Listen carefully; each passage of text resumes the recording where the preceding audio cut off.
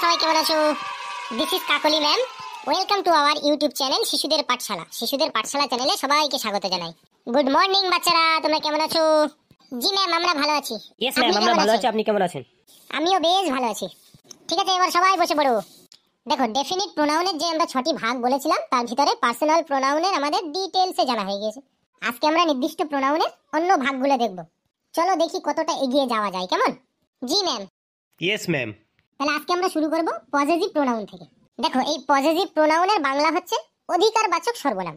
এই অধিকারবাচক সর্বনামে দেখো, খেয়াল করো, নামটিতে একটি অধিকারের কথা বোঝাচ্ছে, তাই না?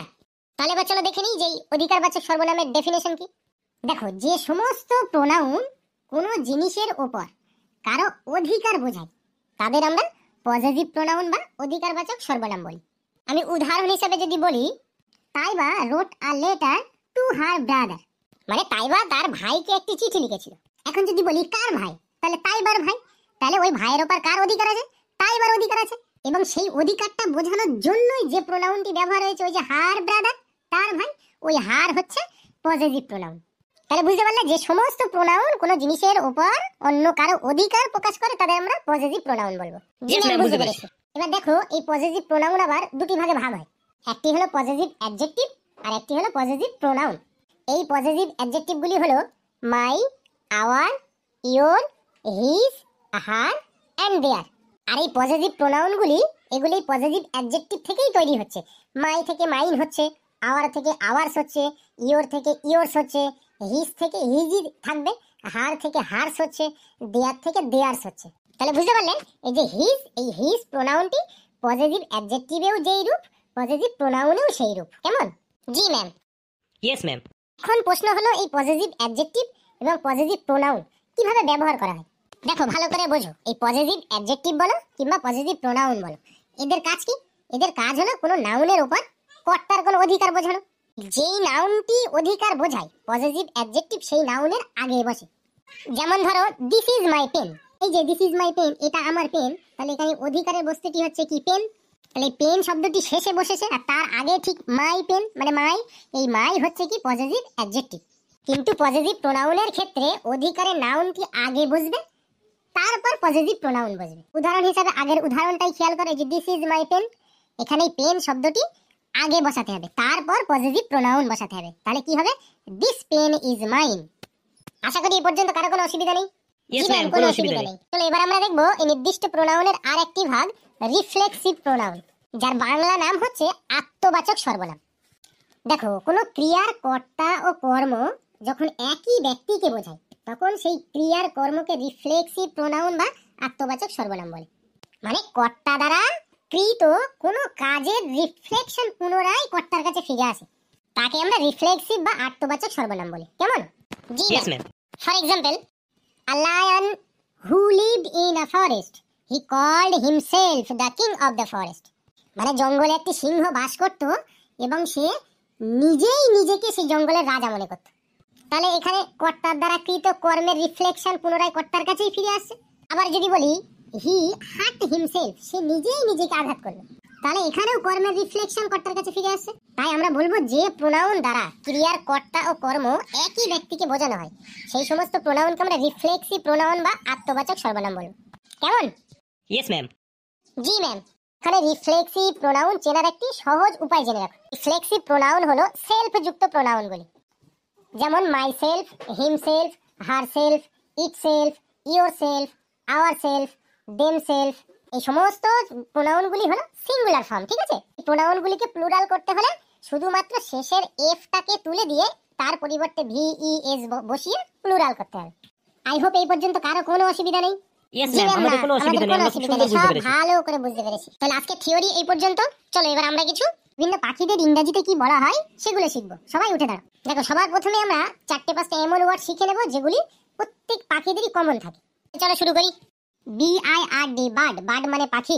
BIRD, bird. বার্ড মানে পাখি। Wing, WING, wing. উইং মানে পাখির ডানা। উইং মানে পাখির ডানা। টেল, TAIL, টেল। টেল মানে লেজ। টেল, TAIL, টেল মানে লেজ। বিক, BEAK, বিক। বিক মানে চঞ্চু বা ঠোঁট। বিক, BEAK, বিক মানে পাখির ঠোঁট। ফিডার FEATHER ফিডার ফিডার মানে পাখির পালক ফিডার FEATHER ফিডার মানে পাখির পালক নেস্ট NEST নেস্ট মানে পাখির খাঁচা NEST নেস্ট মানে পাখির খাঁচা। ক্রো ক্রো মানে কাক ক্রো ক্রো মানে কাক। রাভেন রাভেন মানে দাঁড়কাক রাভেন মানে দাঁড়কাক কুকু কুকু মানে কোকিল কুকু কুকু মানে কোকিল। কাকাতু COCKATOO কাকাতু মানে কাকাতুয়া কাকাতু COCKATOO কাকাতু মানে কাকাতুয়া। সোয়ালো SWALLOW সোয়ালো মানে দোয়েল পাখি সোয়ালো SWALLOW সোয়ালো মানে দোয়েল পাখি। সোয়ালো মানে দোয়েল পাখি স্প্যারো SPARROW স্প্যারো মানে চড়ুই পাখি স্প্যারো মানে চড়ুই পাখি লার্ক লার্ক মানে হচ্ছে চাতক পাখি লার্ক লার্ক মানে চাতক পাখি নাইটিঙ্গেল নাইটিঙ্গেল মানে বুলবুল পাখি নাইটিঙ্গেল নাইটিঙ্গেল মানে বুলবুল পাখি। মার্টিন মার্টিন মানে শালিক পাখি মার্টিন মানে শালিক পাখি। পিজিয়ন পিজিয়ন মানে পায়রা পিজিয়ন মানে পায়রা ডাভ ডাভ মানে ঘুঘু ডাভ মানে ঘুঘু টেইলর বার্ড টেইলর বার্ড মানে বাবুই পাখি টেইলর বার্ড টেইলর বার্ড মানে বাবুই পাখি। মানে বাবুই পাখি কাইট মানে চিল কাইট মানে চিল। ব্যাট ব্যাট মানে বাদুর মানে বাদুর house bat house house bat মানে চামচিকি মানে চামচিকি। আজকে এই পর্যন্ত, সবাই বসে পড়ো। আশা করি এই পর্যন্ত সবাই বুঝতে পেরেছো, কারো কোনো অসুবিধা নেই? ইয়েস জি ম্যাম, ম্যাম, সব বুঝতে পেরেছি, কোনো অসুবিধা নেই। তাহলে আজকে আমরা শিখলাম পজেসিভ প্রোনাউন, রিফ্লেক্সিভ প্রোনাউন এবং বার্ডস রিলেটেড কিছু ওয়ার্ড শিখলাম। আই হোপ এই পড়াগুলো তোমরা বাড়িতে ভালো করে তৈরি করে নেবে। জি Yes, ম্যাম, ma'am, আমরা আমরা বাড়িতে ভালো করে পড়বো। তাহলে যাও, আজকে ছুটি। কি মজা, ছুটি। তাহলে বন্ধুরা, তোমরা যারা আমাদের ক্লাসটা দেখছিলে, ভিডিওটা ভালো লাগলে একটা লাইক করে দেবে।